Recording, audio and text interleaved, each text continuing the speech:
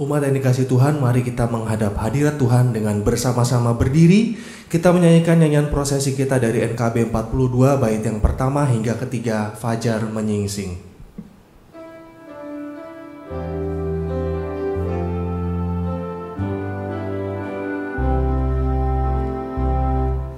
Fajar menyingsing, indah bagaikan terang yang mengiring sabda Tuhan. Puji Khalik-Mu atas ciptaan, tiap pagi baru kurnia Tuhan.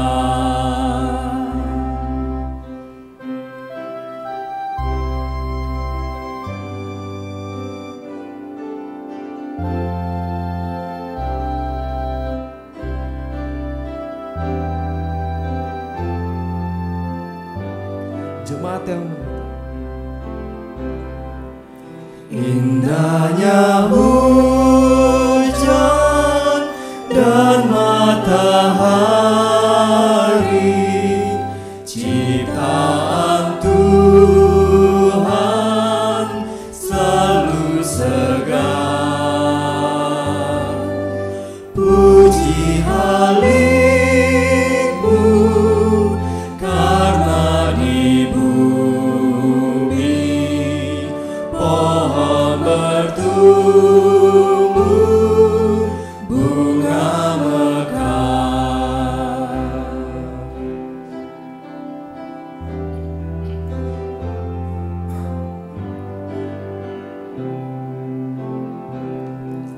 Siang dan malam, terang serta hujan, indahnya alam karya Tuhan. Puji Khalik-Mu yang menciptakan hari yang lalu, hari depan.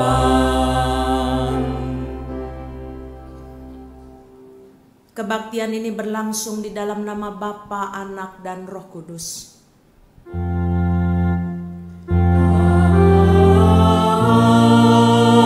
Amin, amin, amin.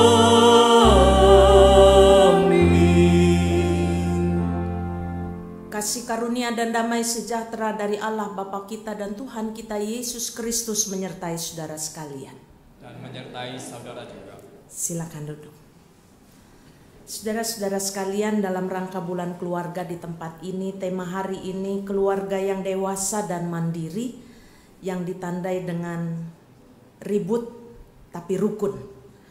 Sebagaimana yang ada dalam Mazmur pasal 133 mengatakan, sungguh alangkah baiknya dan indahnya apabila saudara-saudara diam bersama dengan rukun, seperti minyak yang baik di atas kepala, meleleh ke janggut, yang meleleh ke janggut Harun dan ke leher jubahnya.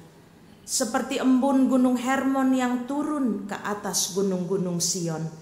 Sebab kesanalah Tuhan memerintahkan berkat kehidupan untuk selama-lamanya. Kita nyanyikan, satukan kami ya Tuhan.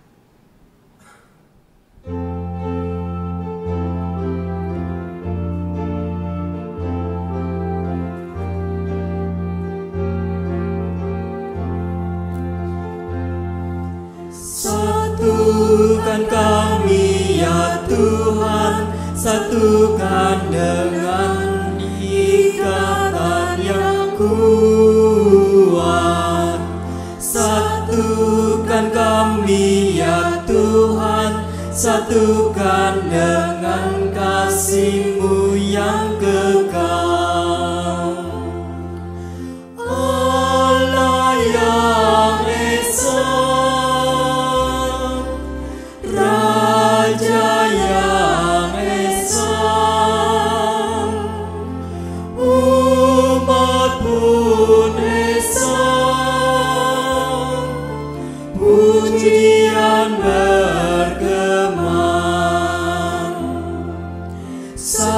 Satukan kami ya Tuhan, satukan dengan ikatan yang kuat. Satukan kami ya Tuhan, satukan dengan kasih-Mu yang kekal. Allah yang Esa, Raja yang Esa, umat pun Esa, pujian bergema. Satukan kami ya Tuhan, satukan dengan ikatan yang kuat. Satukan kami ya Tuhan, satukan dengan kasih-Mu yang kekal. Mari saudara kita menaikkan doa pengakuan dosa. Allah Bapa kami yang penuh kasih di dalam Tuhan kami Yesus Kristus, hati kami meluap dengan rasa syukur karena sampai dengan hari ini Engkau tetap menyertai dan memimpin kami. Engkau tetap menjadi Allah yang bukan saja telah berjanji, melainkan yang selalu menggenapi janji-Mu, bahkan yang menggenapi janji Tuhan dalam waktu Tuhan yang amat indah.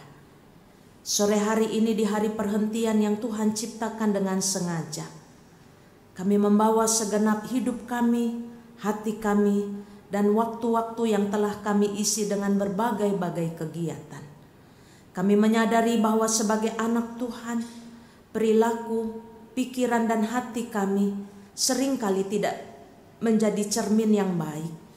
Kami tidak melakukan apa yang Tuhan kehendaki.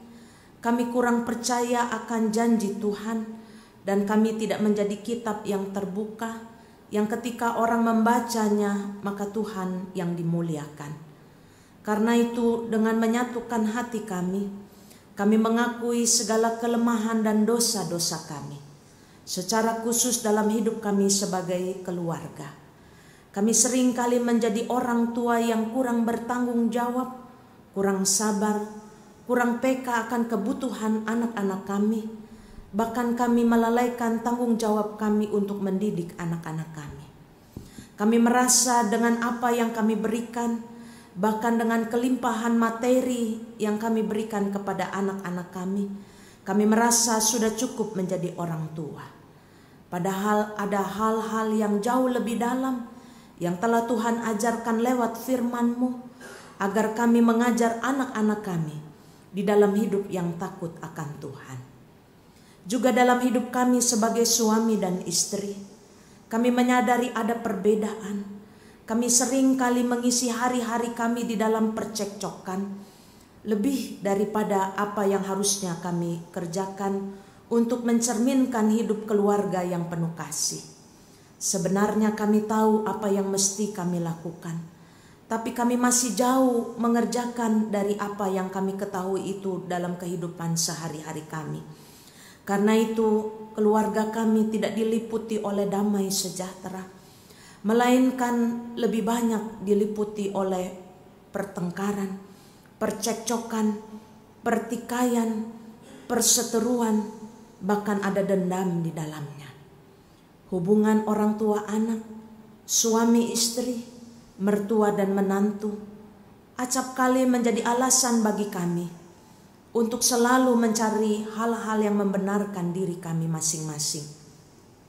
Karena itu kami datang kepadamu Tuhan, sebab Engkaulah saksi kehidupan keluarga kami. Engkaulah yang telah mendirikan rumah tangga kami dan menjadi dasar di dalam segala hal. Tetapi seringkali kami tidak membangun di dalam dasar yang telah Tuhan ajarkan. Karena itu kami datang dengan penuh penyesalan, karena kami menyadari hanya kepadamu-lah kami dapat mengakuinya, dan kepadamu-lah kami dapat menaruh harapan kami, karena kami percaya Tuhan selalu memberikan kesempatan kepada kami. Karena itu biarlah Roh Kudus yang terus-menerus membarui hidup kami, memberikan kami kematangan secara iman, memberikan kami kedewasaan di dalam kami menghadapi segala tantangan, membuat kami penuh hikmat untuk mengatasi segala pergumulan. Karena kami percaya Tuhan selalu ingin agar kami menjadi orang-orang yang bersedia dibaharui oleh Roh Kudus. Inilah doa dan seruan kami Tuhan. Karena itu biarlah Engkau mendengarkannya. Karena kami percaya bahwa di dalam doa kami ini Tuhan selalu mempunyai rancangan yang besar bagi kami. Doa yang jauh dari sempurna ini kami panjatkan hanya di dalam nama Tuhan kami Yesus Kristus, Tuhan dan Juru Selamat kami yang hidup. Amin. Tuhanku, bila hati kawanku, pujian penyesalan kita, bait yang pertama dinyanyikan wanita, bait kedua pria, bait yang ketiga kita nyanyikan bersama.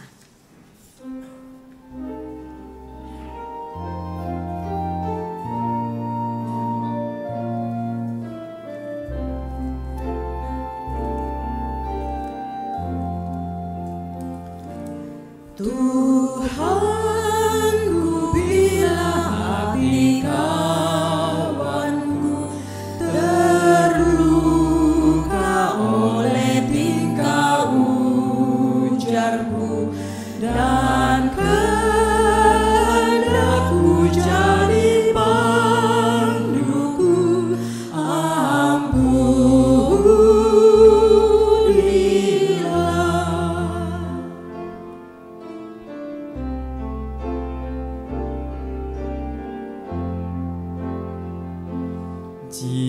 jikalau tuturku tak semena dan aku tolak orang berkesan, pikiran dan tuturku bercela,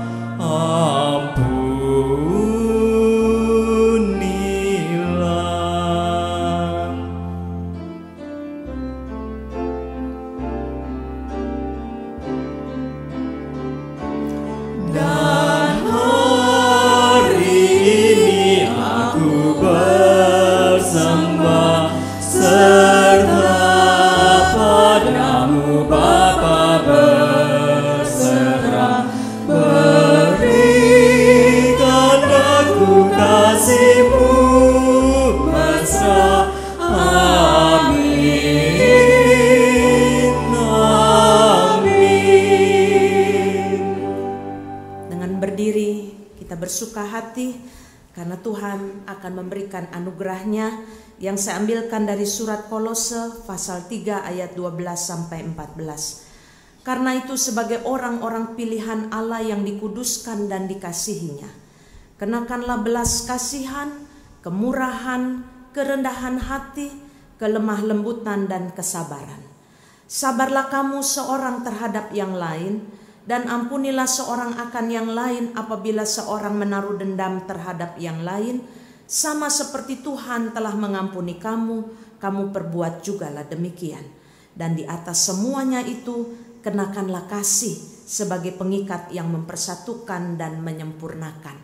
Demikianlah berita anugerah dari Tuhan. Kita mengucapkan salam damai.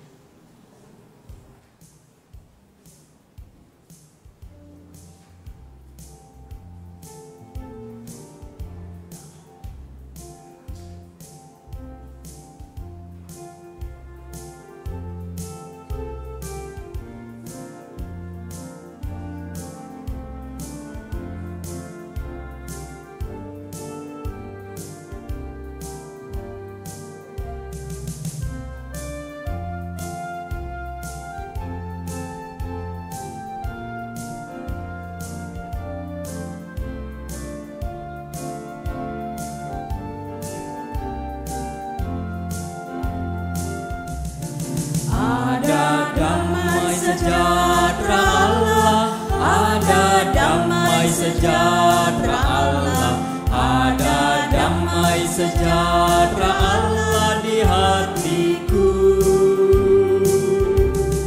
Ada damai sejahtera Allah, ada damai sejahtera Allah.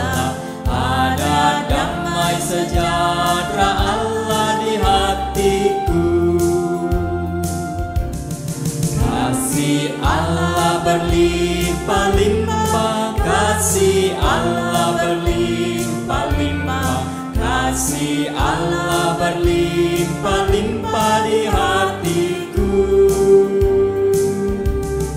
Kasih Allah berlimpah-limpah, kasih Allah berlimpah-limpah, kasih Allah berlimpah-limpah di hatiku. Nama Tuhan ku muliakan, ku muliakan nama Tuhan, ku memuliakan nama Tuhan di hatiku.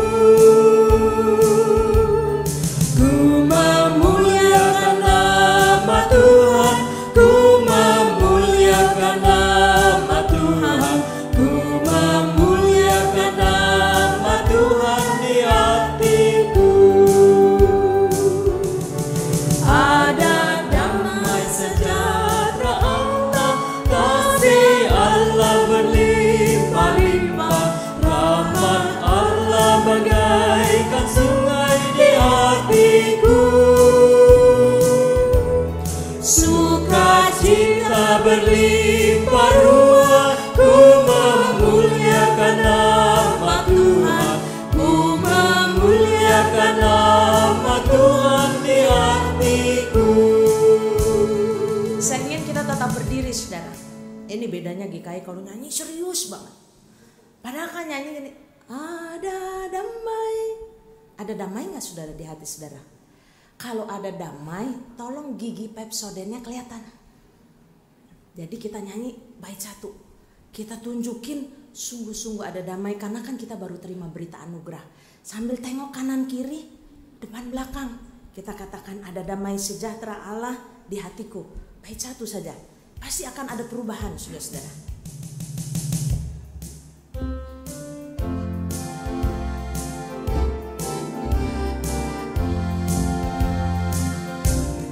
Ada damai sejahtera Allah, ada damai sejahtera Allah, ada damai sejahtera Allah. Di mana saudara? Hatiku. Yes, bagus.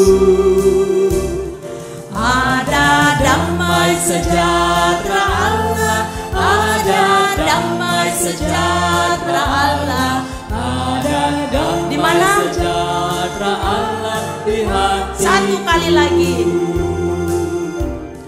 Ada damai sejahtera Allah, ada damai sejahtera Allah, ada damai sejahtera Allah di hatiku.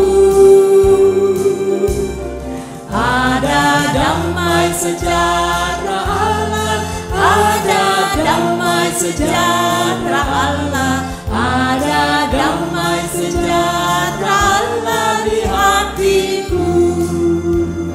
Ya, silakan duduk saudara. Pasti rasanya beda, lagunya sama, tapi cara menyanyikannya beda. Itu akan mengalir damai sejahtera Tuhan di hati kita. Kita akan masuk pada pelayanan firman. Mari saudara kita berdoa. Dengan hati yang melimpah oleh damai sejahtera yang berasal dari-Mu, kami akan mendengarkan firman-Mu Tuhan. Karena itu biarlah kami dibuat mengerti oleh Tuhan sendiri. Lewat pembacaan Alkitab, lewat drama yang akan kami lihat, dan lewat khotbah yang akan kami dengarkan. Karena saat yang paling indah bagi kami, seperti Maria yang rindu disentuh oleh sabda Tuhan, dengan diam dan penuh hikmat dia mendengarkan ketika Yesus bersabda. Karena itu kami mau membawa hati kami seperti hati Maria yang ingin selalu dipuaskan, disegarkan, dikuatkan, bahkan ditegur oleh firman Tuhan. Roh Kudus menaungi kami semua supaya ketika kami selesai mendengar firman Tuhan, kami diliputi oleh sukacita oleh karena firman-Mu itu sungguh pelita bagi kaki kami dan terang bagi jalan kami. Dalam Yesus Kristus Sang Firman yang hidup kami berdoa. Amin. Kita akan membaca kitab Kejadian 33 ayat 1 sampai 20 saya akan mengajak Bapak, Ibu, dan Saudara berbalasan dengan saya setiap ayat genap umat yang membacakannya, dan saya akan membacakan setiap ayat-ayat ganjil. Kejadian pasal 33 ayat 1 sampai 20, satu kisah yang amat indah, karena itu kita meresapi setiap kalimat di dalamnya. Demikianlah firman Tuhan. Yakub berbaik kembali dengan Esau. Yakub pun melayangkan pandangnya, lalu dilihatnyalah Esau datang dengan diiringi oleh 400 orang. Maka diserahkannyalah sebagian dari anak-anak itu kepada Lea dan sebagian kepada Rahel serta kepada kedua budak perempuan itu.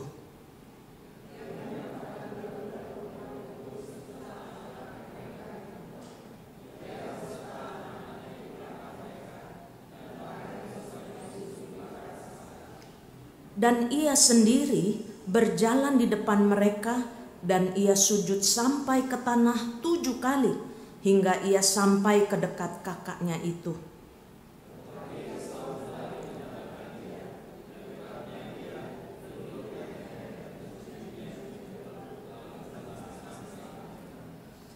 Kemudian Esau melayangkan pandangnya, dilihatnyalah perempuan-perempuan dan anak-anak itu. Lalu ia bertanya, "Siapakah orang-orang yang beserta engkau itu?" Jawab Yakub, "Anak-anak yang telah dikaruniakan Allah kepada hamba-Mu ini."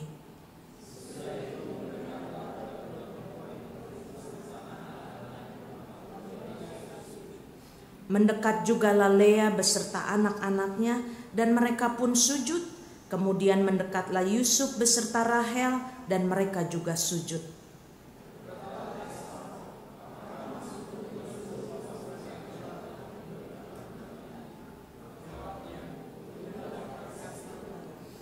Tetapi kata Esau, "Aku mempunyai banyak, adikku, peganglah apa yang ada padamu."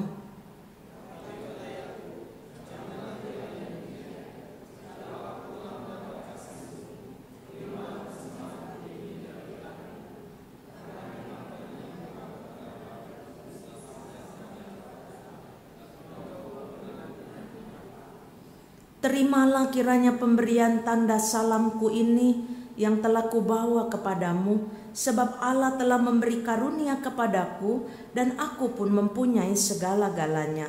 Lalu dibujuk-bujuknyalah Esau sehingga diterimanya.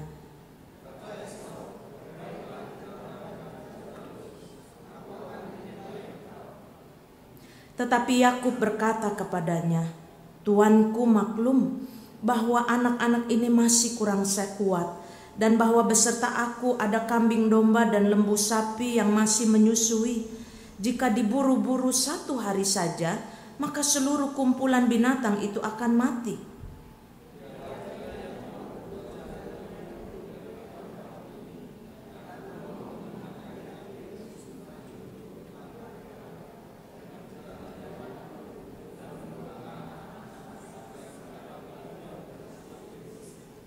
Lalu kata Esau, "Kalau begitu, baiklah kutinggalkan padamu beberapa orang dari pengiringku." Tetapi Yakub berkata, "Tidak usah demikian, biarlah aku mendapat kasih tuanku saja."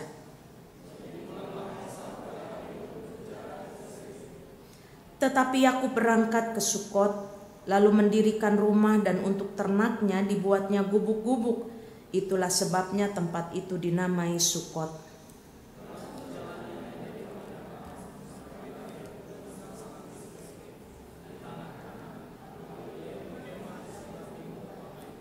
Kemudian dibelinyalah dari anak-anak Hemor, bapak Sikem, sebidang tanah tempat ia memasang kemahnya dengan harga 100 kesita.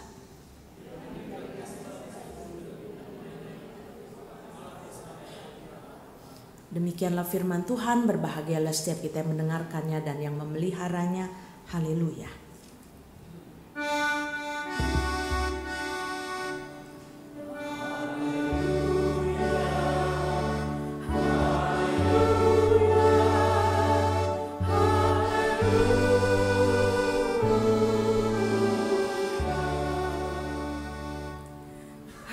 Ternyata membetulkan pintu kamar mandi itu susahnya minta ampun.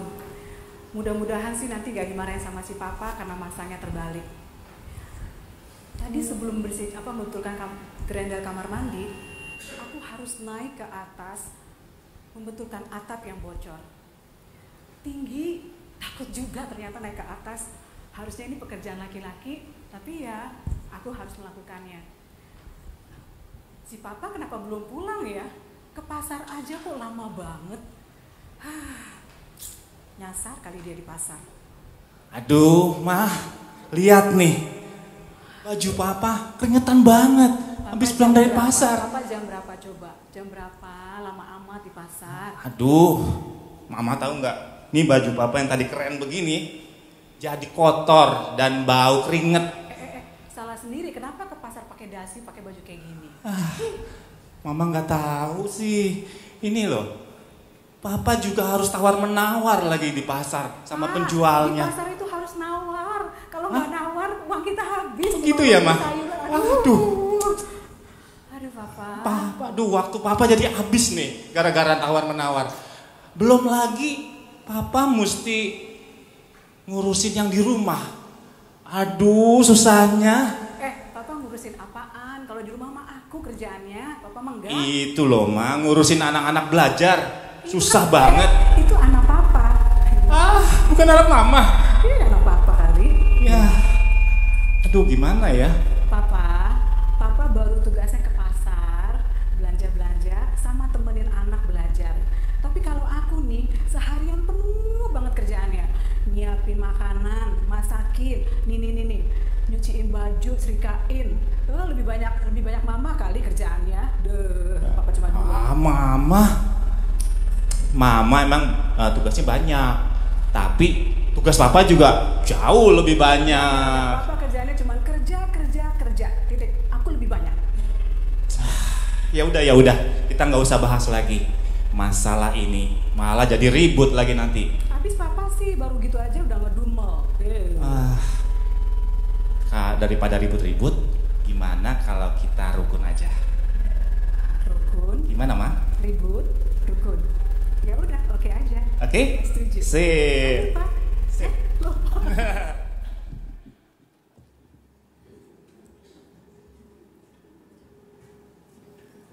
Apa yang baru saja kita lihat adalah realitas sehari-hari kita. Dalam rumah kita selalu diwarnai dan diisi oleh banyak konflik. Tapi banyak orang yang tidak menyadari bahwa hidup rumah tangga penuh dengan pernak-pernik. Karena itu satu buku yang dikarang oleh Pendeta Andar Ismail, buku kedua kalau saya tidak salah ingat setelah Selamat Pagi Tuhan, yaitu Selamat Ribut Rukun. Nah itu saudara, menarik ya, dibilangnya selamat lagi. Ribut tapi rukun. Kalau rumah ya memang itu isinya. Saudara-saudara, saya baru saja memberkati pernikahan seorang pemudi saya yang sejak dia jadi anak sekolah minggu sudah saya kenal dengan baik. Karena itu ketika mereka bersepakat untuk menikah, saya katakan, wow, untuk anak muda sekarang kalau lihat apa-apa kan, wow. Pertanyaan saya kepada mereka pertama-tama adalah mengapa mau menikah dalam usia yang cukup muda untuk orang zaman sekarang. Karena kalau bisa ditunda, orang sekarang menikahnya lebih panjang lagi. Kenapa? Karena ingin menikmati, ya, menikmati masa jomblonya, masa lajangnya setelah selesai kuliah, lalu kemudian bekerja dan dia mau menikmati dulu masa kesendiriannya, sekalipun mungkin dia sudah punya pacar atau tunangan. Karena di zaman sekarang pernikahan itu seringkali dianggap sebagai sebuah ikatan yang memenjarakan. Nah, apa jawab pengantin perempuan ini, saudara? Saya katakan, mengapa mau menikah dalam usia yang muda untuk orang zaman sekarang? Jawabnya santai, saudara. Ini gaya anak muda. Bu Elizabeth, apalagi yang harus dilakukan? Bagi saya tidak ada alasan untuk menunda. Nggak ada lagi alasan untuk menunda. Jawaban ini adalah jawaban yang logis dan gak salah. Apalagi yang harus jadi halangan kalau keduanya sudah tidak punya alasan lagi untuk menunda pernikahan. Mereka mengatakan mereka sudah sepakat dan mereka sudah siap. Dan memang saudara-saudara, untuk menikah itu dibutuhkan kata sepakat. Dibutuhkan kesiapan. Mengapa? Sebab pernikahan adalah ibaratnya sebuah perjalanan yang amat jauh. Dan memakan waktu yang amat panjang. Dan itulah inti pernikahan, saudara. Kalau diingat-ingat, masih ingat janji pernikahan? Udah berapa tahun menikah? 6 tahun, berapa bulan dan berapa minggu? Hampir. Istri ada di sini? Oh, nggak ada. Untung nggak ada. Kalau begini, gimana sih? Hari pernikahan aja nggak dihitung-hitung gitu kan ya? Masih ingat janji pernikahannya? Kurang lebih kurang. Kalau tadi pagi udah nggak ingat. Lalu saya katakan nggak apa-apa. Yang penting dipraktekin. Isi janji pernikahan di hadapan Allah dan jemaat. Saya mengaku dan menyatakan menerima dan mengambilmu sebagai istri atau sebagai suami. Dan saya berjanji untuk tetap hidup kudus denganmu dan tetap mengasihimu pada waktu kelimpahan, kekurangan, pada waktu sehat maupun sakit, dan akan tetap merawatmu dengan setia sampai kematian memisahkan kita. Nah, saudara-saudara, kalau saya katakan pernikahan itu seperti sebuah perjalanan yang amat jauh dan memakan waktu yang panjang, itulah intisari dari janji pernikahan. Mengapa juga saya katakan perjalanan yang amat jauh dan memakan waktu yang panjang? Berapa lama? Tadi kan endingnya sampai kematian memisahkan kita. Persisnya sampai kapan? Sampai bertemu. Itu kalau ketemu di sana. Kalau setelah menikah terus menikah lagi, nggak ketemu juga, ntar bingung yang mana yang di atas apa yang di bawah nih. Nah, saudara-saudara, oleh karena perjalanannya amat jauh dan waktu yang panjang, maka diperlukan kewaspadaan. Sebab apa? Sebab perjalanan yang jauh itu sering kali melelahkan. Dan jika tidak kuat, tubuh kita secara fisik ini akan sakit. Bahkan fatalnya mereka yang tidak kuat juga bisa meninggal dalam perjalanan. Saya sudah gak muda lagi, sudah menjelang ABG, aku baru gocap. Gak seperti dulu 20 tahun yang lalu saya masih dari Nurdin ke sini masih dengan lincahnya. Sekarang kecepatannya sudah tidak 100 lagi, sudah turun 75 lah. Jadi kalau saya diajak outbound sama remaja pemuda, saya tanya, apa nih mau outboundnya? Hiking berapa kilometer? Kalau cuma setengah kilometer dengkul saya masih kuat. Oke. Bu, ada rock climbing. Oh, itu gak bisa. Kenapa? Kaki saya udah ada rayapnya. Jadi nanti bunya cekot gitu. Oh. Jadi memang saudara-saudara sekalian, kita juga harus mempersiapkan diri. Kenapa? Karena memang perjalanan yang panjang itu melelahkan. Seorang kawan pelayanan saya bercerita, beberapa waktu yang lalu dia bersama-sama dengan rombongan pergi ke Yerusalem. Lalu dia bersama dengan rombongan ada sepasang suami istri. Lalu mereka akan pergi naik ke Gunung Sinai, tempat di mana Musa pernah naik. Lalu kemudian tour guide-nya mengatakan begini, Bapak kalau gak kuat gak usah naik. Tapi dia merasa cukup kuat dan enak. Dan tidak bisa lagi dihalangi karena sudah merasa pergi ke Tanah Suci. Kalau nggak naik Gunung Sinai rasanya nggak afdol. Jadi singkatnya dia ikut rombongan naik Gunung Sinai tapi dengan keledai. Baru sampai setengah mendaki itu, napasnya sesak. Lalu kemudian kan semakin tinggi gunung itu, tekanan udara semakin tipis. Nah, saudara-saudara, dia sudah tidak kuat. Dan kemudian diputuskan untuk kembali ke darat, tidak lagi di atas gunung, lalu mau berangkat ke rumah sakit. Setibanya di rumah sakit, dia sudah menghembuskan nafas yang terakhir. Dia pergi bersama istrinya dan istrinya pulang ke Jakarta membawa jenazah suaminya. Kita juga bisa melihat bagaimana para rombongan haji yang lalu pergi ke Mekah.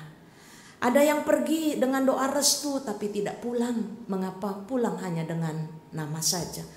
Kenapa? Karena tidak kuat, melelahkan, apalagi dengan anomali cuaca yang makin hari teriknya matahari semakin menyengat dan semakin panas, kita juga merasakannya.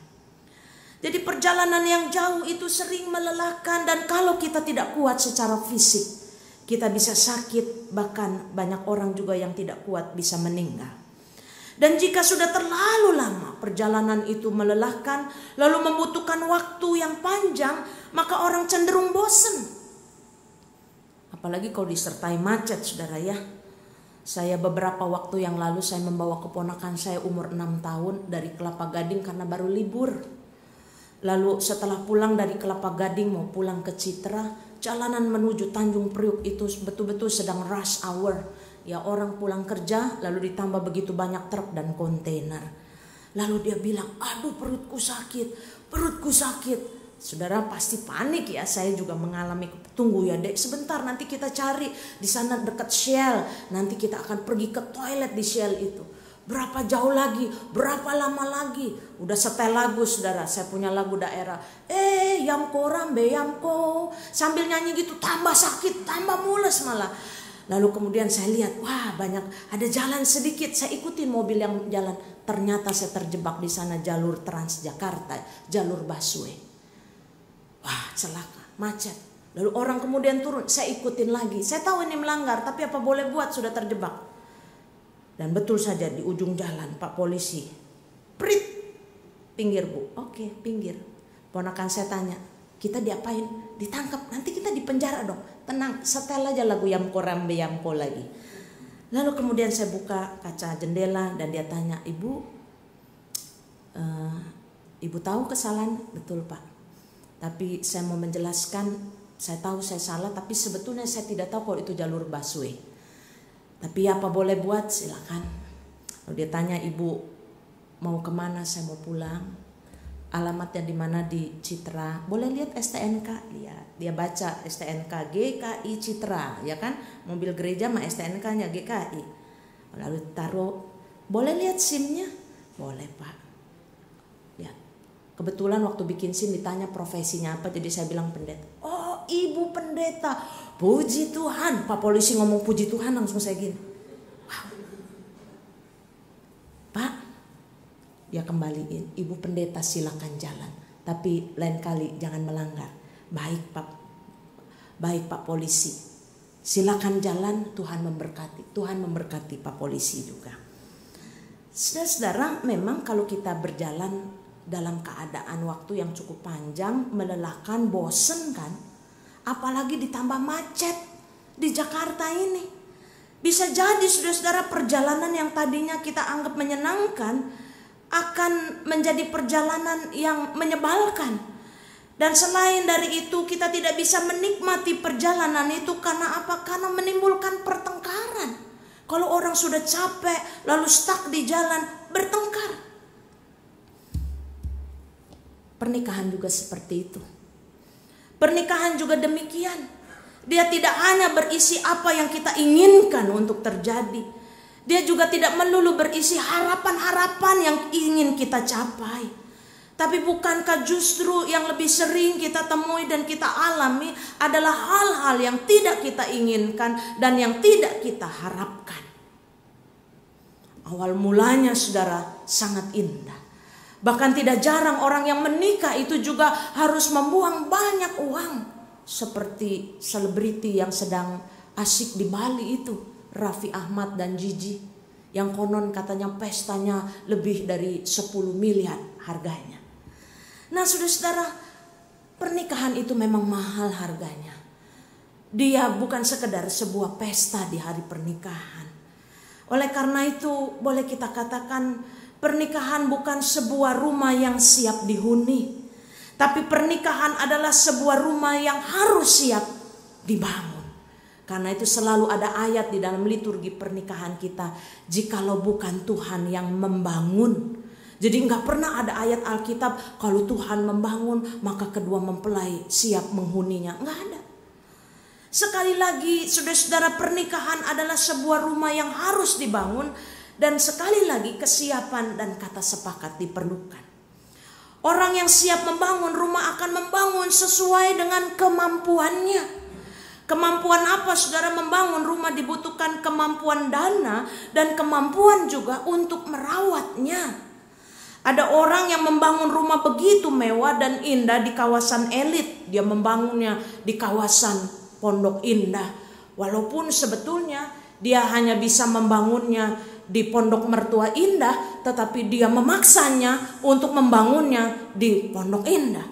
Saudara-saudara, kenapa? Karena ikut-ikutan, tapi tidak siap secara dananya. Kenapa? Karena ketika orang siap membangun rumah mewah dan besar di kawasan elit, dia juga harus mengukur kemampuannya membayar pajak.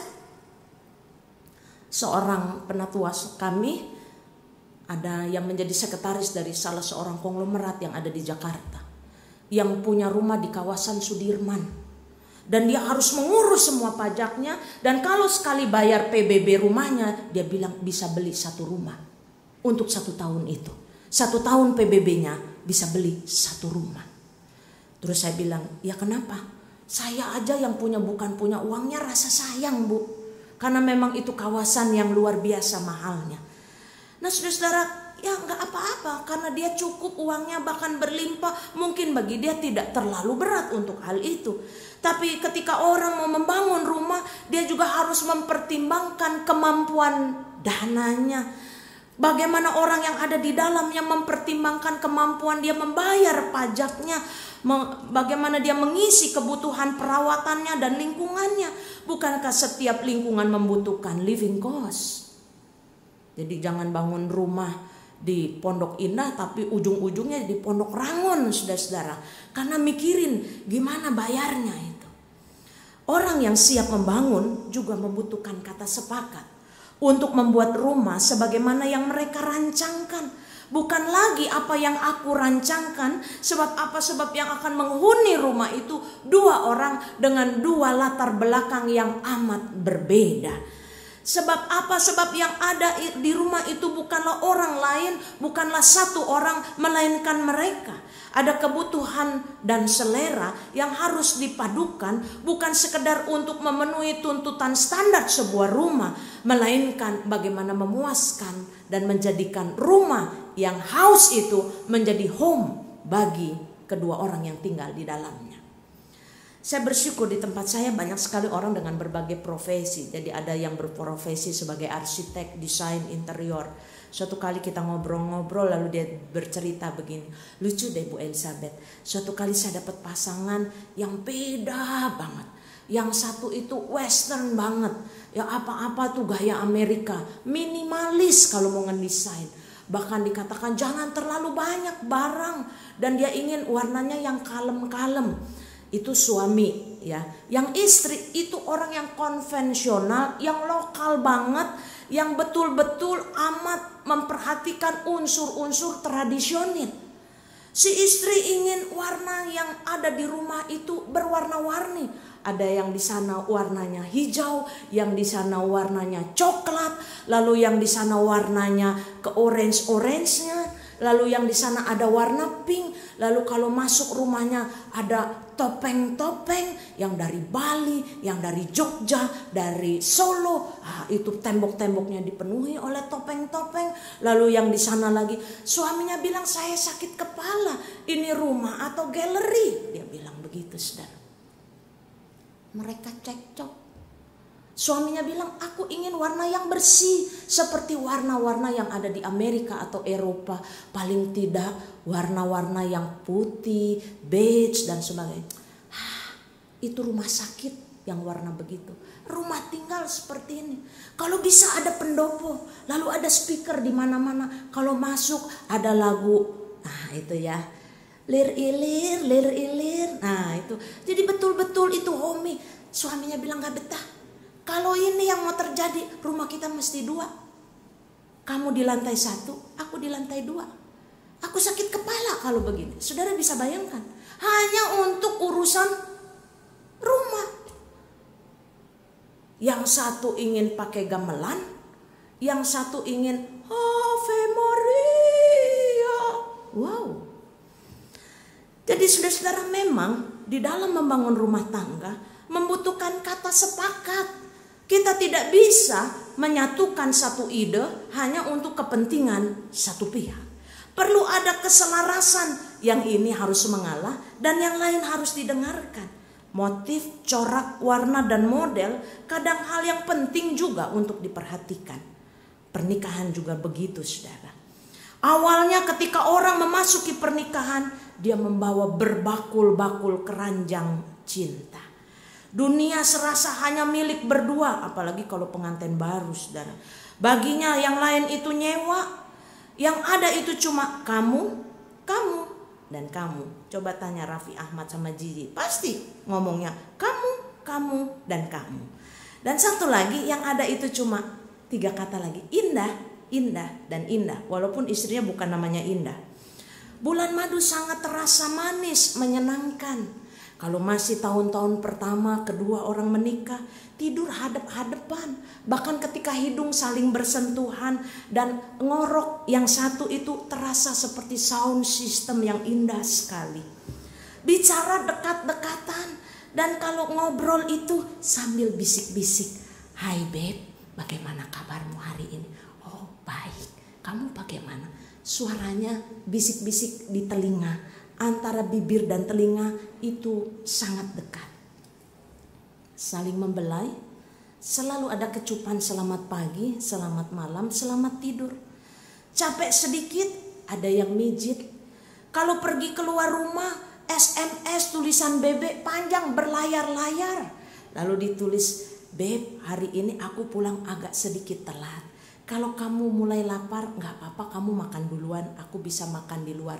Tapi sebenarnya sih aku senang kalau kamu nunggu aku. Nanti aku punya surprise loh dengan kamu. Dandan yang cantik ya malam ini, supaya kita bisa makan bersama-sama. Oke, sampai ketemu nanti malam. Cup sayang dari aku. One and the only. For you." Kasih gambar love. Panjang, saudara-saudara. Sungguh mesra, sungguh indah, seperti anggur dari Gunung Hermon. Seperti kata pepatah, tak ada pesta yang tak akan berakhir. Tahap membangun berikutnya, saudara, itu tadi adalah kekecewaan, kemarahan. Kenapa? Ada ahli yang mengatakan setelah lewat dari 5 tahun pertama. Mengapa? Sebab apa yang diketahui tidak seperti apa yang dilihat. Apa yang diinginkan tidak seperti yang didapatkan. Ada perasaan, salahkah aku memilih? Dulu istri yang melayani dan memerhatikan dianggap sebagai orang yang paling disayang. Sekarang ketika istri itu menunjukkan perhatian, lalu kemudian bertanya, apakah nanti malam kita akan makan bersama? Seolah-olah suaminya akan bilang, cerewet bener, kenapa hidup saya sekarang banyak diatur dan kemudian hidup menjadi seperti dalam penjara. Dulu menyiapkan sarapan adalah sebuah hal yang membangunkan seorang istri setiap pagi. Contoh tadi, semua mulai dikalkulasi. Coba, siapa yang bikin sarapan? Siapa yang kerja di rumah ini? Dari mulai nyikatin genteng sampai nyikatin WC. Kamu cuma kerjanya belanja, kerja. Nah, mulai dibikin kalkulatornya yang ada. Siapa yang paling capek? Saudara-saudara, dulu kalau satu pegel, lalu kemudian yang lain memijitkan. Tapi sekarang mana tuh si mbok? Si mbok siapa? Salon Pas. Kan iklannya bisa memijat sendiri. Tempelin aja koyo, dia bisa mijit sendiri kok. Dulu tidur saling berhadap-hadapan. Setelah lewat, saling membelakangi. Satu tembok Jericho, satu tembok Berlin. Dulu kalau bicara bisik-bisik, ya jangan sampai kedengeran. Tapi sekarang seperti debat calon presiden. Ya, kamu ada di mana? Yang satu lagi bilang, kamu yang salah. Dan seterusnya. Saudara-saudara, cita romantis mendadak hilang. SMS panjang berganti sangat pendek. Kamu di mana? Udah di depan. Udah makan belum? Kasih jempol. Ditanya udah makan belum? Kasih jempol. Kan gampang kan sekarang bebek begitu kan ya. Kenapa sih kamu mukanya jutek amat? Kasih smile. Kita jadi nonton apa enggak? Kasih bunga. Kan jadi bingung jawabnya jadi apa enggak sih? Pendek-pendek. Dulu berlayar-layar. Sekarang cuma oke, yes, thank you. Udah itu aja saudara-saudara. Dulu banyak celoteh. Sekarang motonya silence is golden. Diam itu emas. Saat bulan madu lewat. Sekarang tinggal bulan-bulanan. Banyak orang berpikir menikah itu selalu indah dan penuh romantika. Tapi ternyata mau saya katakan ada juga kecewa dan air mata. Sebaliknya ada yang pernah berpikir menikah itu hanya penuh derita. Sampai ada yang membuat syair begini saudara-saudara. Marriage is a 3 rings katanya. Orang menikah itu ada 3 cincin. You have the engagement ring, 1 cincin pertunangan. The second the wedding ring, cincin pernikahan. And the third is the suffering, cincin penderitaan. Saudara-saudara, itulah pernikahan. Pernikahan membutuhkan kesiapan dan kata sepakat. Karena itu sebetulnya pernikahan berisikan komitmen. Pernikahan adalah sebuah komitmen yang dimana sebetulnya saudara-saudara, komitmen bagi orang itu untuk terus membangun kehidupan dalam segala keadaan. Oleh karena itu pernikahan yang berisikan komitmen itu tidak perlu kita khawatirkan jika ada konflik di dalamnya. Sebab apa kalau kita bisa memandang konflik itu dengan baik dan memandangnya dalam kacamata iman, sebetulnya konflik itu terjadi untuk mendewasakan tiap kita. Tidak pernah ada orang yang sempurna ketika dia menikah. Dan karena itu di dalam rumah tangga itulah mereka disempurnakan oleh berbagai kelebihan dan kekurangan yang ada. Oleh karena itu kita harus melihat konflik ini sebagai sarana bagi kita untuk menjadi manusia yang semakin hari semakin dewasa. Alkitab berkali-kali bercerita saudara-saudara. Bahkan di dalam hidup persaudaraan juga sering kali ada konflik. Hari ini kita dibawa pada konflik yang sedang ada di antara Yakub dan Esau, seorang anak yang kembar, lahir dari perut dan waktu yang sama, bapak dan ibu yang sama. Anak kembar saudara-saudara itu punya hubungan dan kedekatan batin yang dalam. GKI Citra punya banyak anak kembar saudara. Nah saudara-saudara, saya mau bilang, kalau saudara masih muda dan saudara baru punya anak 1, jangan punya anak 1. Repot. Banyak orang gak mau repot punya anak, tapi punya anak 1 itu repot saudara. Kenapa repot? Kita akan memerlukan ekstra dalam banyak hal. Sebab ketika anak itu seorang diri di rumah, maka egonya itu akan lebih besar. Dia gak punya tandingannya. Yang ditandinginnya cuma papa mamanya yang pasti ngalah punya. Jangan juga punya anak 2. Kenapa? Anak pertama anak papa, anak kedua anak mama. Jadi repot. Ini seperti Esau dan Yakub. Esau anak Ishak, Yakub anak Ribka. Itu kan? Jadi anak bapak, anak ibu. Kalau begitu saya menganjurkan 3. 1 anak bapak, 2 anak ibu, 3 anak bersama. Kakaknya berantem, ada wasitnya di tengah. Ya, saya mungkin melanggar. Ini gambarnya, ini 2 ini. Ya, perlu 1 lagi tambahin. Ini iklan KB kalau begini. Nah, saudara-saudara sekalian yang dikasih oleh Tuhan, ketika anak ini menjadi anak kesayangan satu pihak saja, ada konflik di dalamnya. Kita tahu hak kesulungan ada dalam diri Esau. Dan hak kesulungan dalam tradisi orang Ibrani mahal harganya saudara. Selain dia akan meneruskan marga, maka banyak hal yang akan diberikan kepada anak sulung. Berkat, harta warisan, dan seterusnya. Nah, ketika konflik itu muncul bukan sebetulnya berasal dari Esau dan Yakub.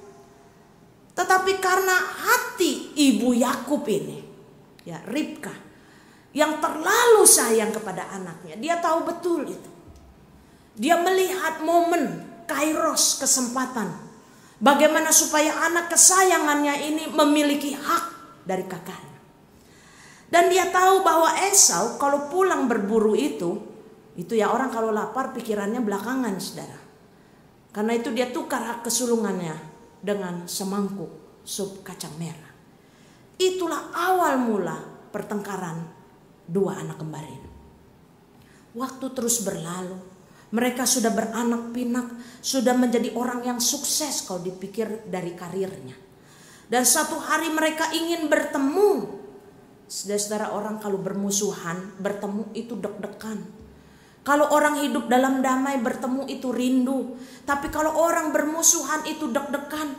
Apalagi kalau orang yang pernah salah. Pasti dia dikuasai oleh ketakutan yang luar biasa. Bahkan kalau Anda membaca teks sebelumnya, Yakub itu sampai mimpi-mimpi, saudara. Karena apa? Karena dia takut, dia diburu oleh rasa bersalah dia. Karena itu dia punya rasa gentar yang luar biasa berhadapan dengan Esau. Nah, apa yang kita baca hari ini menunjukkannya. Karena itu dia sudah memasang strategi. Yakub ini punya otak yang cerdas. Dia cerdik sekali, saudara. Karena itu dia membuat strategi bagaimana dia akan berhadapan dengan Esau kakaknya. Dia sudah menempatkan budak-budaknya beserta anak-anak mereka di muka. Lea beserta anak-anaknya di belakang mereka. Dan Rahel beserta Yusuf di belakang sekali. Dia sudah bikin pasukan barikade. Jadi kalau sampai diserang, yang diserang pertama itu budak-budaknya dulu. Lalu yang kedua apa lagi? Dia sendiri berjalan di depan mereka dan dia sujud sampai ke tanah. Saudara bisa membayangkan, dia sujud sampai ke tanah, bahkan berada dalam satu tindakan berjalan sambil sujud. Sampai berapa kali dikatakan dia mendekat kakaknya, sujud sampai ke tanah 7 kali. Menarik pertemuan ini, ayat 4, mengharukan. Yakub yang salah mencoba mendekati Esau. Itu wajar kalau orang salah minta ampun, dia yang harus menghampiri.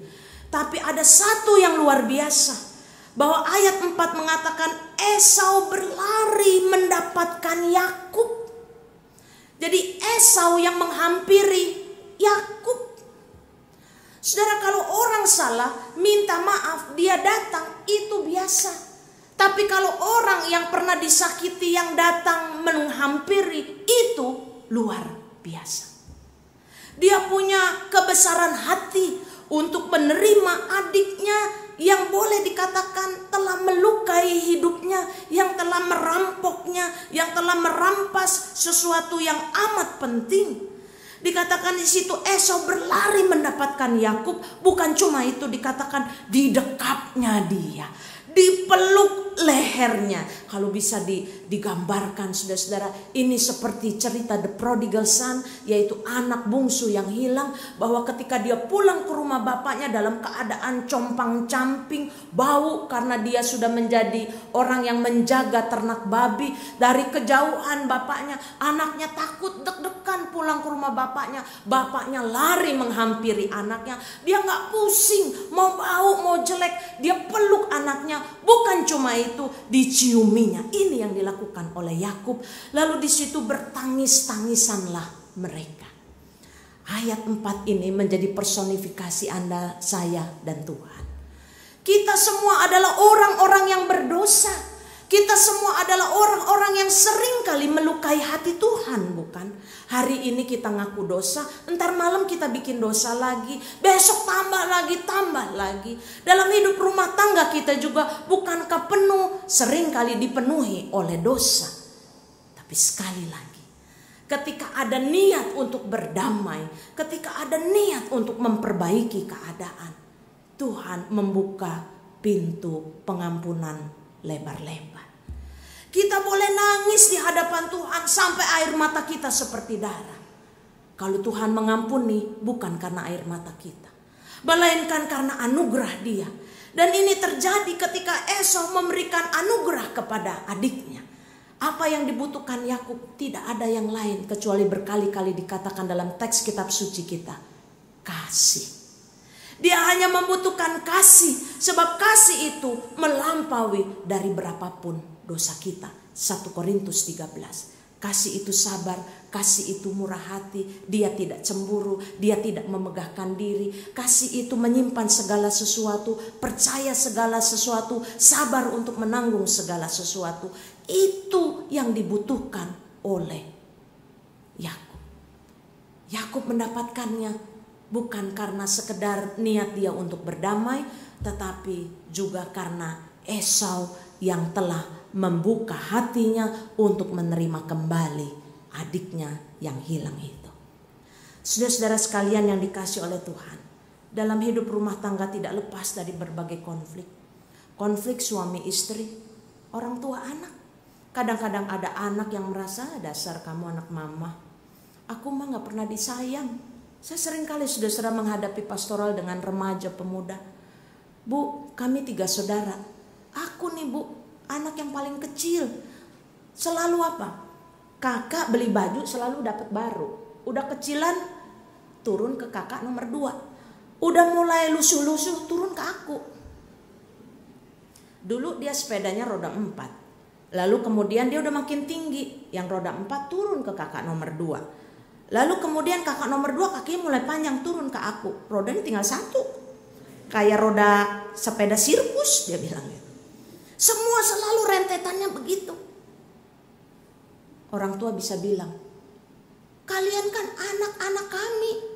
Kami itu adil, adil dan adil. Si adil mulu yang diomongin saudara.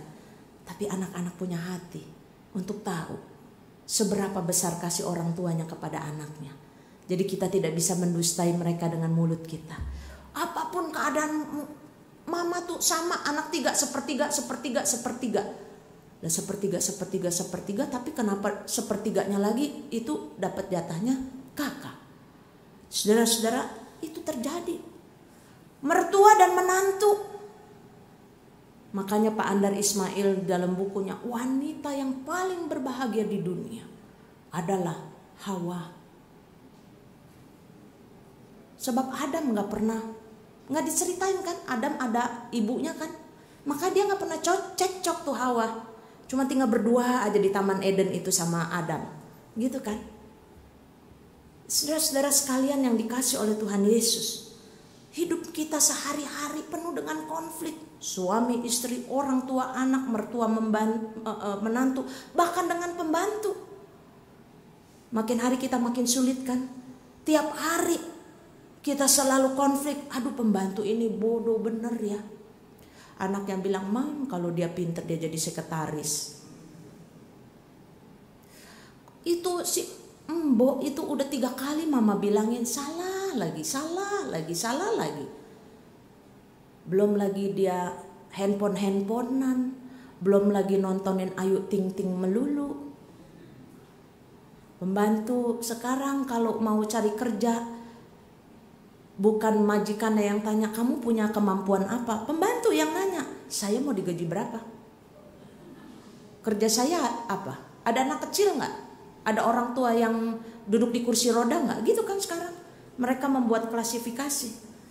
Hari libur saya kapan, nanti kalau saya kerja dari jam berapa sampai jam berapa, ada nggak waktunya saya wakuncar, ntar pacar saya datang. Lalu kalau misalnya lebih dari 8 jam itu berdasarkan undang-undang perburuan. Oh itu udah tahu undang-undang perburuan. Lebih dari 8 jam itu maka itu ada uang lembur. Betul saudara, karena saya kebetulan tinggal di kompleks itu. Jadi agak sedikit repot. Konflik lagi. Apalagi sekarang di zaman teknologi. Anak-anak di tempat kami bulan keluarga kami bicara tentang keluarga dan teknologi. Anak-anak sekarang banyak yang seperti burung pelatuk kalau ditanya, udah makan belum? Pergi ceritanya mau dinner bareng-bareng di Haitian. Saya pernah makan di Haitian di Puri saudara. Ada bapak, ibu, 2 anak. Begitu duduk, mamanya buka iPhone-nya. Bapaknya buka Samsung S. Bukan S lilin ya saudara ya. S5 udah. Anaknya bawa game. Terus si kakaknya ini bawa iPad-nya. Datang, Bu mau pesen apa? Kakak mau makanan apa? Terserah mama. Mbak, menu terserah mama. Gak ada bu, gak ada menu terserah mama. Adek mau makan apa? Apa aja yang mama makan adek ikut. Menu kedua apa aja yang mama makan adek ikut. Semuanya seperti mekanik. Bilangnya mau makan bersama, akhirnya sama-sama makan, bukan bersama-sama. Saudara-saudara, hal-hal yang seperti itu juga bisa menimbulkan konflik satu dengan yang lain. Tapi sekaligus kita mau bertanya, tema kita ribut rukun.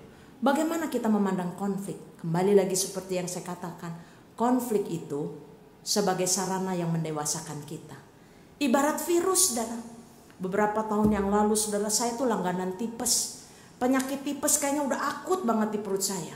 Padahal saya rasa hidup saya sudah bersih, tapi ternyata badan saya sangat lemah. Sampai sekali waktu saya harus dirawat di Royal Taruma. Nah, saudara-saudara, setiap kali harus tes, cek tipes itu selalu ada di Widal saya itu, saya punya kecenderungan begini dan begitu. Setelah lewat masa itu, dokter bilang gak usah khawatir. Kenapa? Karena virus itu sudah menjadi teman kamu, dan kalau antibodi kamu baik, maka virus itu bisa mengalahkan kalau ada kuman-kuman yang ada di luar.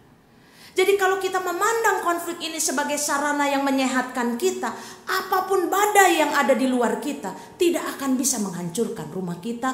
Mengapa? Karena kita sudah terbiasa untuk memanage, mengelola konflik itu sebagai sarana untuk mendewasakan kita. Sebab tidak mungkin konflik itu disebabkan hanya satu pihak. Pasti konflik itu disebabkan karena dua pihak. Karena itu saudara-saudara, jangan berpikir keluarga di dalam Tuhan bebas dari konflik. Kalau saudara baca di Warta Jemaat, kalau mau jadi keluarga yang enggak ada konflik, maka di situ mau keluarga yang enggak ada konflik, enggak pernah ribut, gampang. Menikahlah dengan orang bisu tuli yang tidak bisa ngomel dan mendengar omelan. Siapa bilang? Kan bisa dengan bahasa isyarat. Menikahlah dengan pasien rumah sakit jiwa yang sepanjang hari tersenyum-senyum sendiri saja. Saudara-saudara sekalian yang dikasih oleh Tuhan, kalau konflik itu diizinkan oleh Tuhan, maka itu berarti Tuhan menyediakan kemampuan bagi kita untuk mengelolanya. Pakai dong ayat Alkitab, pencobaan yang kamu alami tidak akan melampaui kekuatanmu. Karena itu tema hari ini, ribut dan rukun. Boleh ribut, tapi jangan sampai matahari terbenam. Ada resepnya di Alkitab. Boleh ribut, tapi jaga mulut. Mengapa? Karena mulut ini berbahaya. Boleh ribut, tapi jaga hati. Jangan panas hati. Sebab panas hati bisa membuat logika enggak jalan. Saudara-saudara sekalian yang dikasih oleh Tuhan Yesus, ketika orang itu selesai dalam konflik, mestinya dia punya niat untuk tidak memperpanjang konfliknya. Kalau kita mau menyelesaikan konflik, itu berarti mulai muncul dari niat kita. Niat apa? Niat mau damai apa enggak? Sebagai pendeta, saudara udah biasa suami istri kalau ribut carinya pendeta. Kalau udah damai-damai, bye-bye. Kalau dia udah gak datang lagi, saya senang. Tanda-tanda baik gitu ya. Itu berarti sudah berdamai. Cuma satu, kalau mereka saling menjelekkan satu dengan yang lain, saya selalu ingatkan, dulu kan sudah pesan, barang yang sudah dibeli tidak dapat ditukar, apalagi dikembalikan. Karena itu teliti sebelum membeli.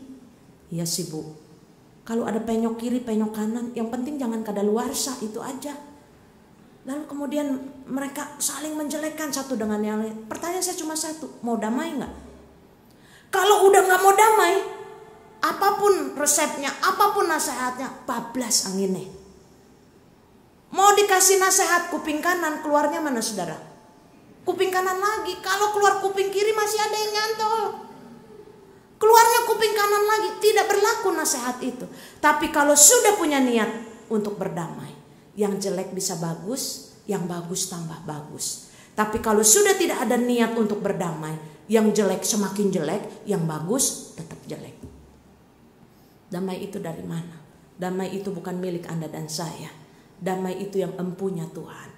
Karena itu buah roh, kasih sukacita, damai sejahtera. Mintalah itu kepada Tuhan.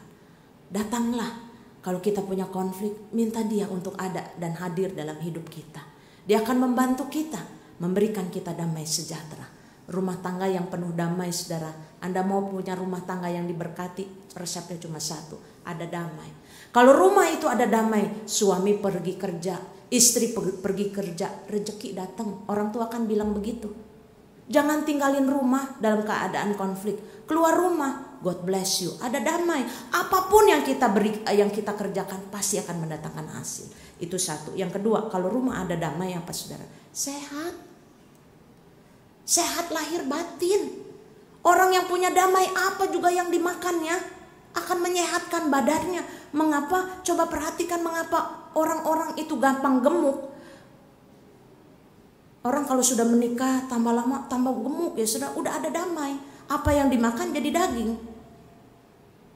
Menyehatkan. Yang ketiga, orang yang punya damai itu apa saudara? Panjang umur. Mau begitu?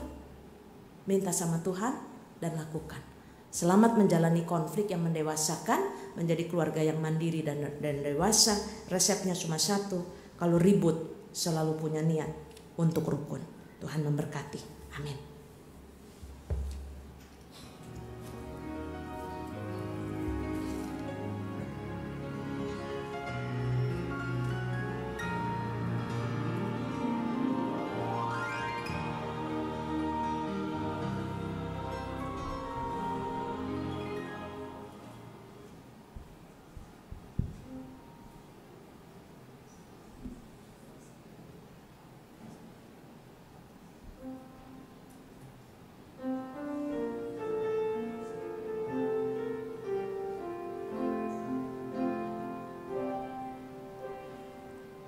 Aku dan seisi rumahku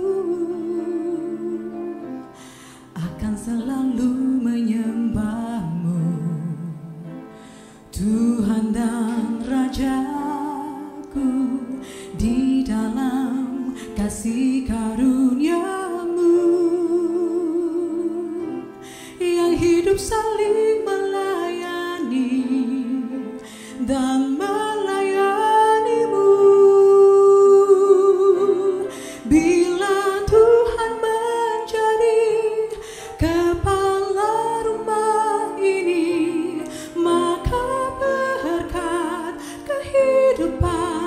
tercurah selalu. Datanglah kerajaan-Mu, jadilah kehendak-Mu. Ku alami setiap waktu, keluargaku adalah sorgaku.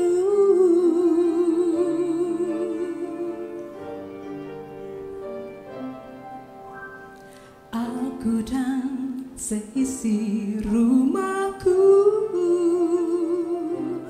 akan selalu menyembah-Mu, Tuhan dan Rajaku, di dalam kasih karunia-Mu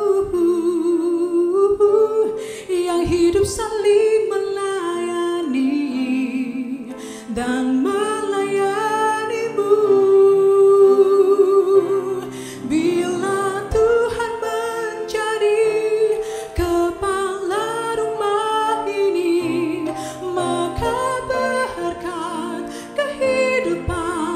tercurah selalu. Datanglah kerajaan-Mu, jadilah kehendak-Mu. Ku alami setiap waktu, keluargaku adalah sorgaku.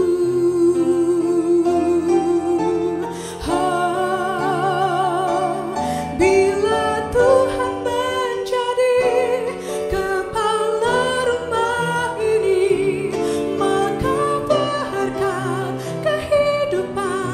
tercurah selalu. Datanglah kerajaan-Mu, jadilah kehendak-Mu.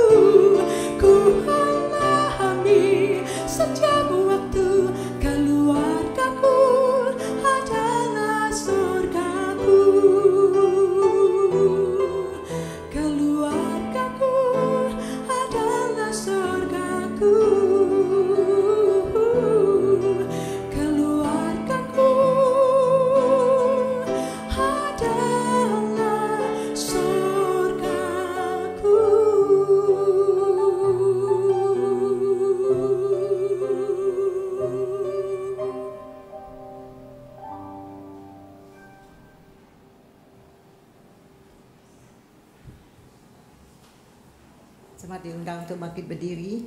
Marilah kita bersama dengan umat Allah masa lalu, masa kini, dan masa depan mengingat pengakuan pada baptisan kita menurut pengakuan iman rasuli. Aku percaya kepada Allah, Bapa yang Maha Kuasa, Khalik langit dan bumi, dan kepada Yesus Kristus, Anak yang tunggal, Tuhan kita, yang dikandung dari Roh Kudus, lahir dari anak darah Maria, yang menderita sengsara di bawah pemerintahan Pontius Pilatus, disalibkan, mati dan dikuburkan, turun ke dalam kerajaan maut.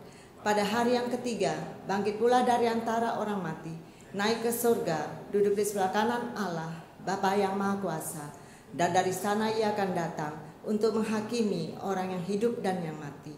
Aku percaya kepada Roh Kudus, gereja yang kudus dan am, persekutuan orang kudus, pengampunan dosa, kebangkitan orang mati, dan hidup yang kekal. Silakan duduk.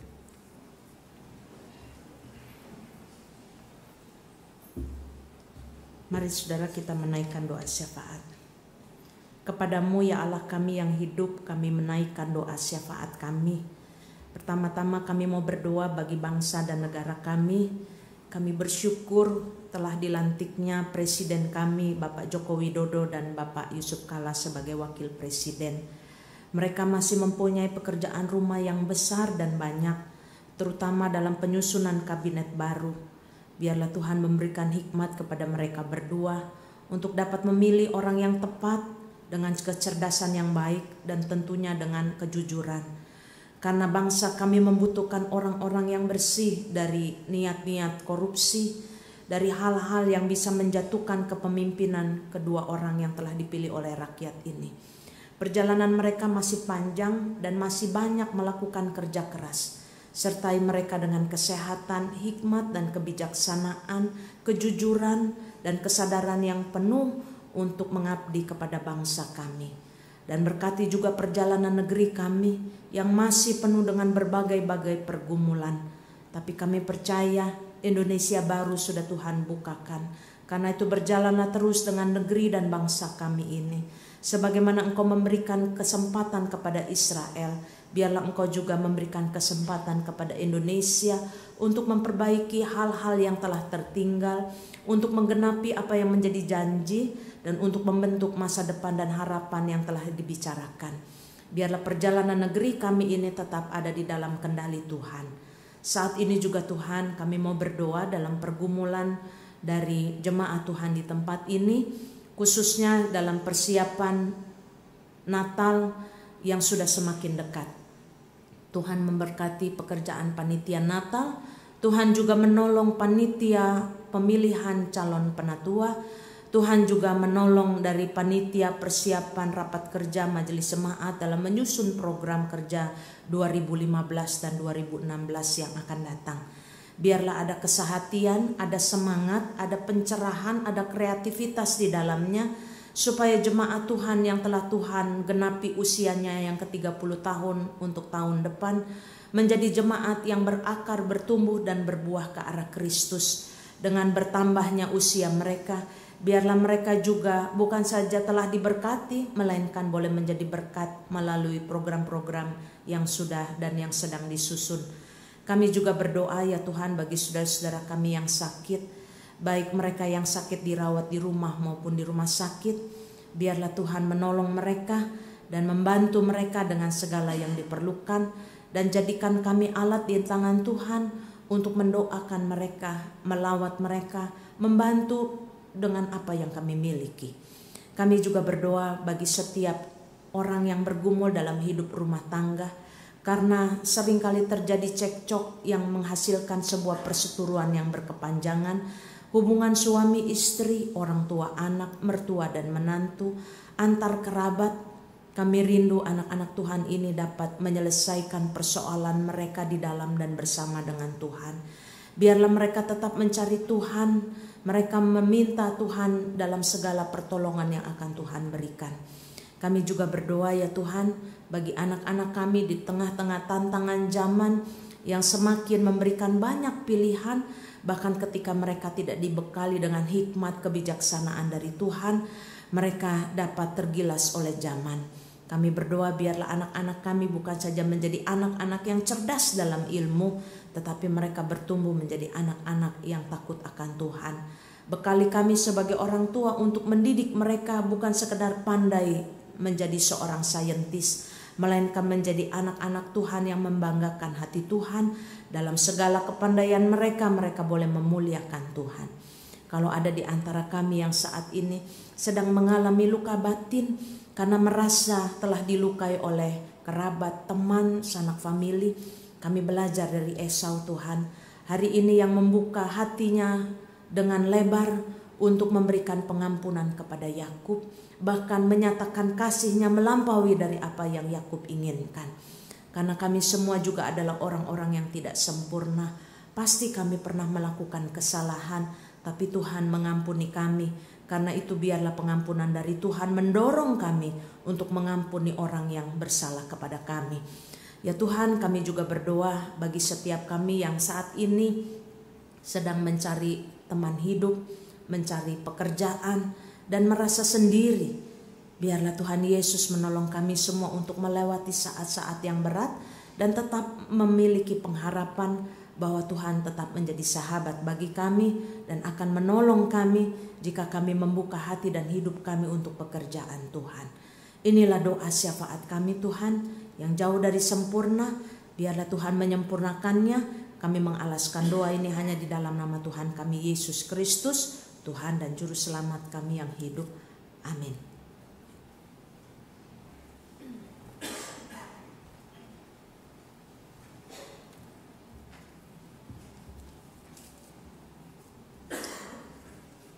Kini tiba saatnya kita menyampaikan persembahan kita. Sebagai nas persembahan, saya akan membacakan dari Lukas 12 ayat 48b. Setiap orang yang kepadanya banyak diberi, daripadanya akan banyak dituntut. Dan kepada siapa yang banyak dipercayakan, daripadanya akan lebih banyak lagi dituntut. Sambil kantong persembahan diedarkan, kita akan menyanyi naik dari nyanyian PKJ 150 ayat pertama sampai 5.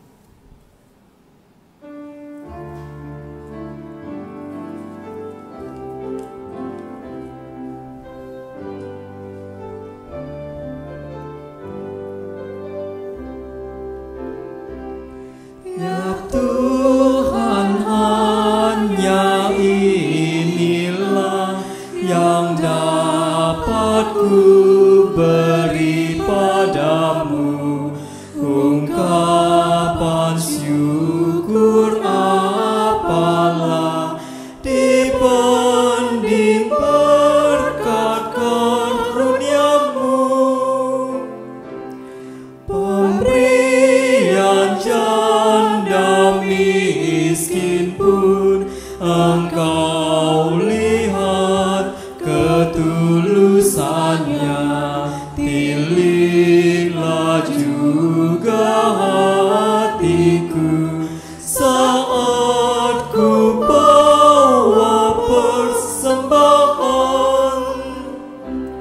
Semua harta kami pun bersumber hanya kepadamu, dengan bersuka bergemar ku persembahkan kepadamu. Kasih-Mu nyata selamanya sepanjang hidup di dunia, dikala suka dan senang, hanyalah Engkau jaminannya. Pujian hormat terimalah, ya Tuhan sumber segala berkat, di tiap waktu dan tempat. Jemaat diundang untuk bangkit berdiri. Naiklah syukur kepadamu.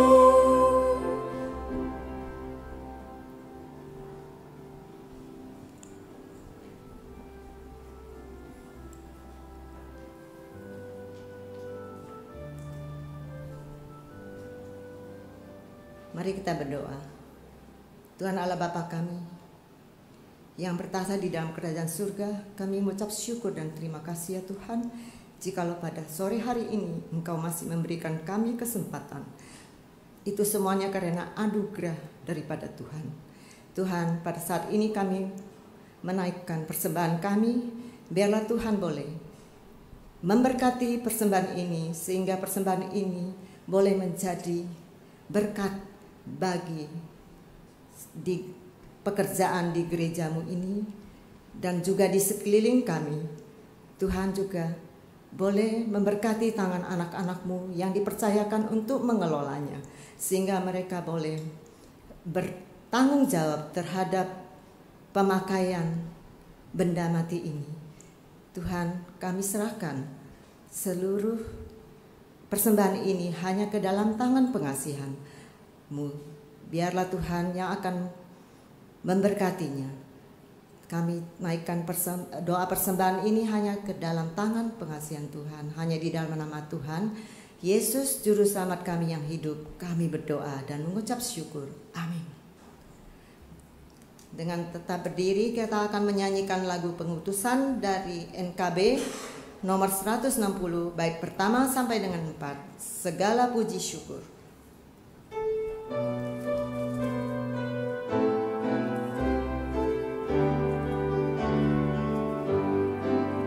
Segala puji syukur bagimu Tuhanku, Kau berikan ayah bundaku mengikut jalanmu. Kau berikan ayah bunda menjadi suriku, di dalam tutur sikapnya sesuai citramu. Kau berikan ayah bunda setia padamu, pun dalam doa dan kerja mendapat hikmatmu. Bersuka putra putri melihat kasih-Mu, di dalam ayah bundaku yang beriman teguh. Umat Tuhan, arahkanlah hatimu kepada Tuhan.